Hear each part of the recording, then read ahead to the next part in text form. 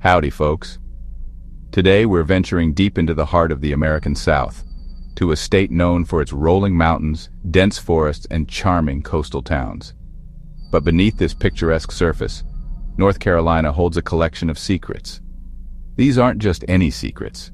They are dark, unsettling tales that have been whispered from one generation to the next, stories that cling to the landscape like the morning mist on the Blue Ridge Parkway.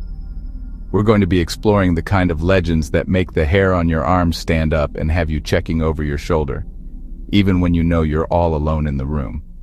We're about to embark on a journey through some of North Carolina's most terrifying and inexplicable horror stories. These are not campfire tales made up on the spot to get a quick scare.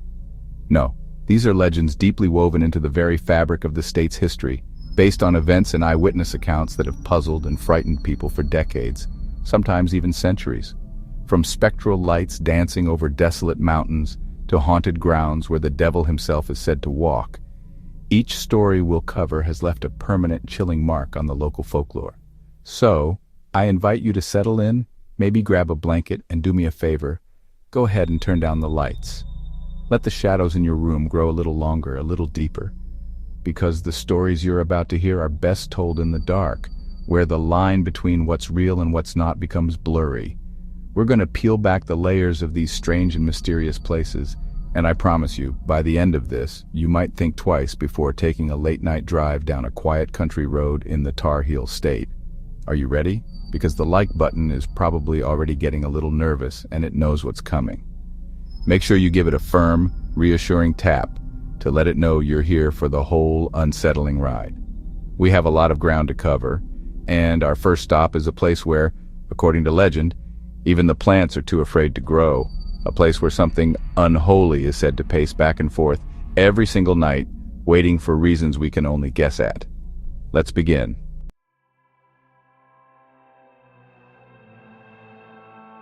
In Chatham County, North Carolina, hidden in a quiet pine forest, lies a mysterious barren circle, 40 feet wide, where nothing grows. Locals call it the Devil's Tramping Ground. For generations, stories warn of a sinister presence that scorches the earth, leaving the soil lifeless. Even animals refuse to cross its edge, as if sensing something ancient and powerful lurking within.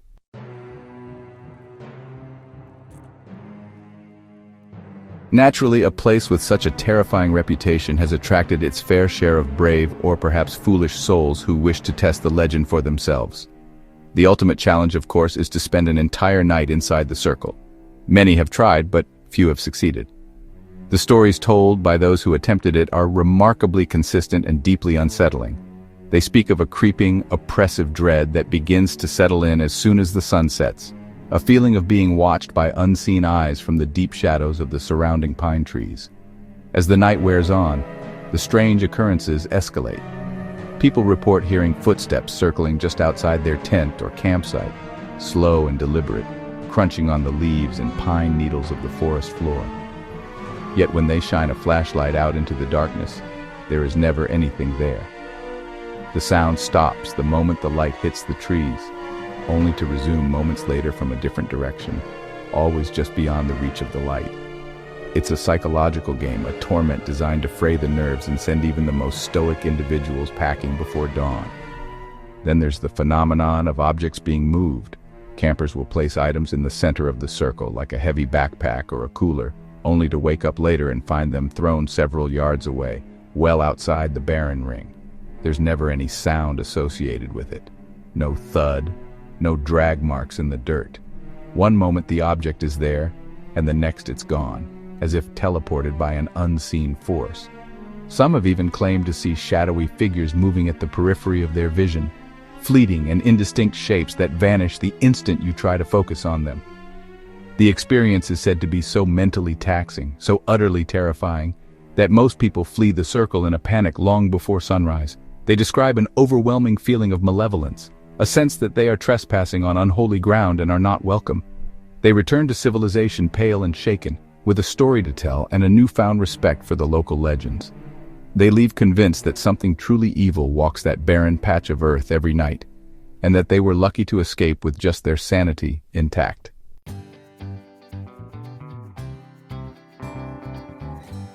Now we travel west, to the rugged ancient peaks of the Blue Ridge Mountains.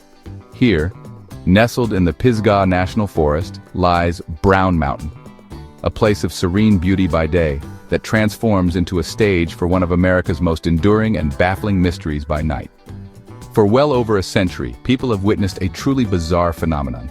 The appearance of strange, ethereal lights that rise up from the slopes of the mountain, hover in the air, and then vanish without a trace. These aren't just faint flickers, they are distinct, colorful orbs of light, sometimes white, sometimes red or blue, that dance and weave through the night sky. The earliest documented sightings date back to the late 1800s, but the folklore of the local Cherokee and Catawba tribes speaks of the lights long before that.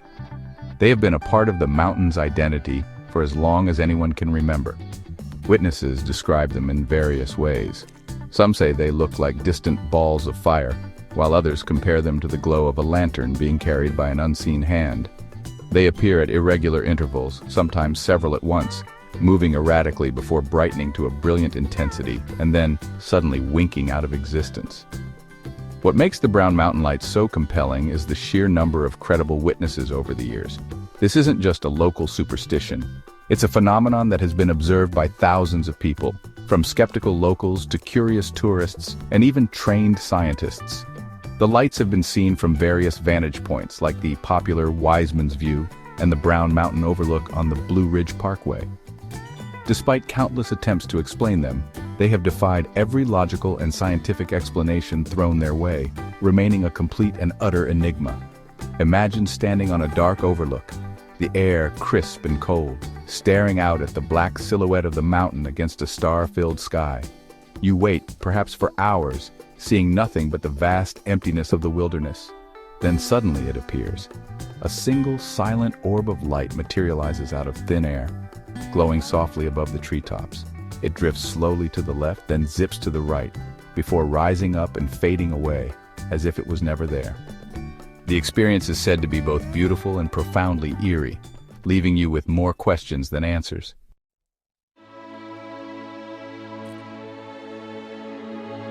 The mystery of the Brown Mountain Lights has been so persistent that it has prompted several official investigations. As early as 1913, the United States Geological Survey sent a scientist named D.B. Sterrett to investigate the claims. After a thorough study, he concluded that the lights were most likely the headlamps of locomotives from a distant railway line, refracted by the atmospheric conditions of the Linville Gorge. For a time, this seemed like a plausible explanation, one that put the minds of many at ease. Science had, it seemed, solved the puzzle. However, the scientific explanation quickly fell apart. In 1916, a catastrophic flood washed away miles of railroad track in the area, and for a long period, no trains ran through the region at all. Yet the lights continued to appear with the same frequency as before, undeterred by the absence of the supposed locomotives. This fact completely debunked the train light theory, plunging the phenomenon right back into the realm of the unexplained. The lights were not man-made, and their source remained as elusive as ever. Over the following decades, more theories emerged. Some suggested the lights were a form of swamp gas, or ignis fatuus, spontaneously igniting over the mountain. But geologists pointed out that the terrain of Brown Mountain is not marshy and doesn't produce the methane gas required for such a phenomenon. Others proposed they were caused by static electricity, moonlight reflecting off deposits of mica or quartz, or even bizarre piezoelectric effects from tectonic stress. Yet none of these theories could fully account for the light's intelligent, non-random movements and their distinct orb-like appearance. To this day, the Brown Mountain Lights remain a genuine, scientifically unverified mystery. The local legends offer their own grim explanations. One story tells of a great battle between the Cherokee and Catawba tribes on the mountain, and that the lights are the spirits of the maidens, still searching for their fallen warriors with torches.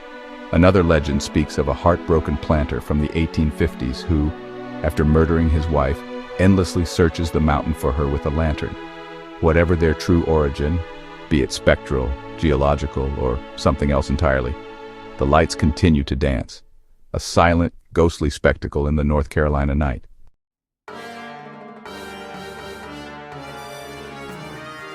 The Biltmore Estate in Asheville, North Carolina, is America's largest private home.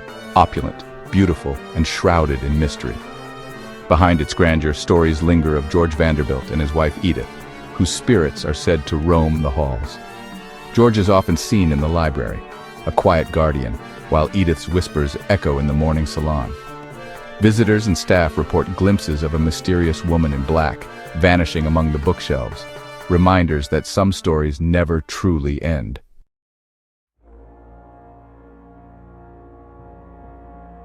The Biltmore's grandeur hides a haunted past. In the basement, echoes of bowling balls and laughter linger, while the empty pool sometimes fills with ghostly sounds and sudden dampness. Upstairs, the banquet hall hosts phantom parties, and guests feel unseen hands or hear footsteps in empty corridors. The Biltmore is beautiful, yet its spirits ensure the past is never forgotten.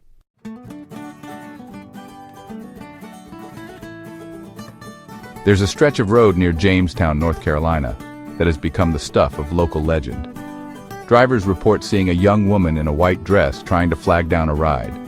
This is the ghost of Lydia. She was killed in a car crash near the underpass in the 1920s.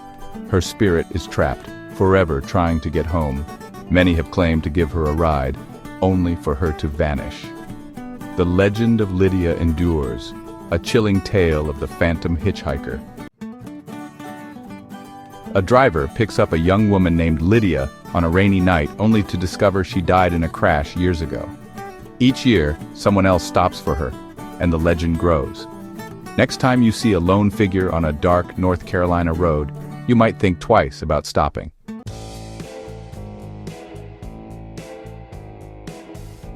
Docked in the waters of the Cape Fear River in Wilmington, the USS North Carolina is a majestic and imposing sight.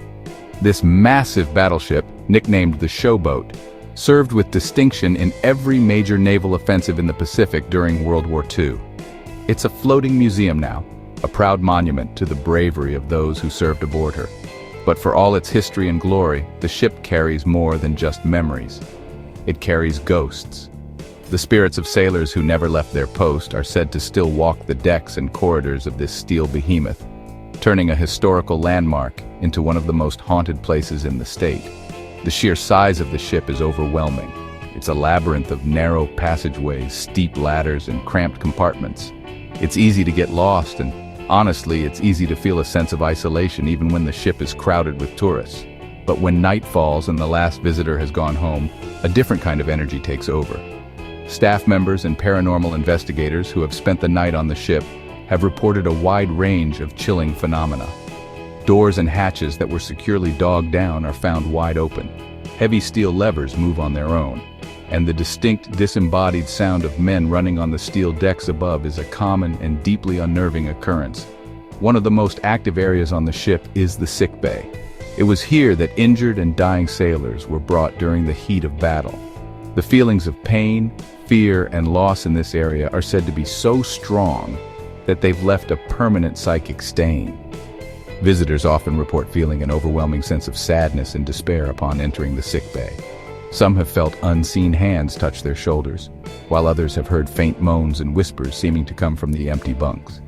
It's a heavy, oppressive atmosphere that makes the hair on your arms stand up, a chilling reminder of the human cost of war. But the most famous ghost of the USS North Carolina is a young sailor who is often seen in one of the ship's many passageways. He's described as being blonde, and he appears so solid that people at first think he's a historical reenactor. But when they try to speak to him, he either vanishes before their eyes or walks straight through a solid steel bulkhead, disappearing completely. He's believed to be the ghost of a sailor who was killed during a friendly fire incident.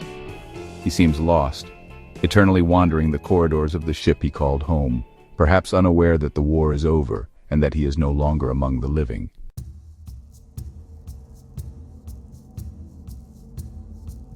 Deep in the USS North Carolina, the engine room and galley are haunted by echoes of the past. Apparitions of sailors and a vengeful cook are said to linger, replaying moments of their lives. Investigators have even captured chilling voices, a reminder that some spirits never left. Their spectral echoes still walk the decks, forever part of the Showboat's story.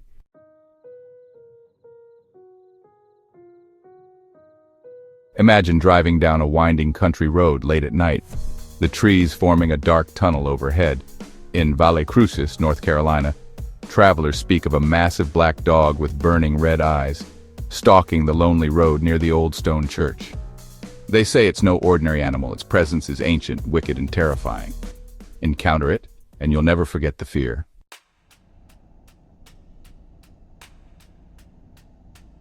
One autumn night, a young couple drove through Valle Crucis, enjoying the quiet. Suddenly, a huge black dog with glowing red eyes emerged from the graveyard, chasing their car relentlessly. No matter how fast they went, it kept pace, its eyes burning in the darkness. Only the lights of a store finally made it vanish.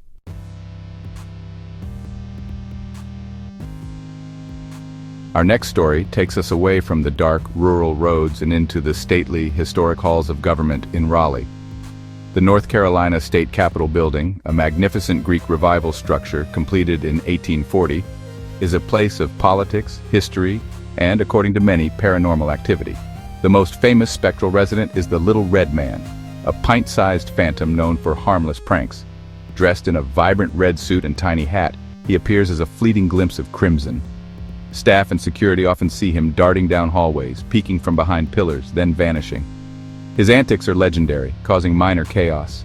Keys go missing, documents shuffle, doors slam, and tiny footsteps echo in empty halls. The old elevator moves on its own, often opening to an empty car.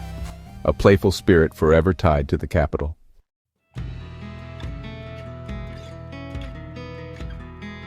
The Little Red Man's origins are mysterious. Some say he's a jester's ghost, others a devoted clerk, or a spirit tied to the land. Security guards tell of playful pranks, books moved, jackets tugged, lights flickering. He's never threatening, just a mischievous, enduring legend in the Capitol's halls.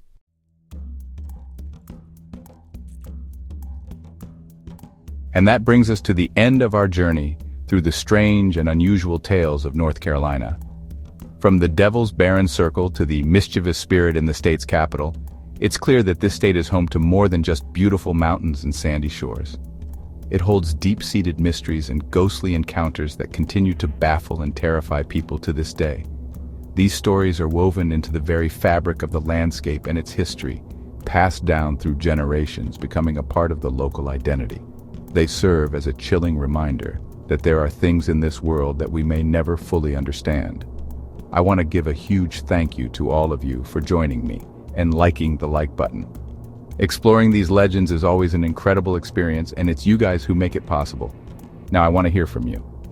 North Carolina is a big state, and I know we've only just scratched the surface of the strange and unexplained stories it has to offer.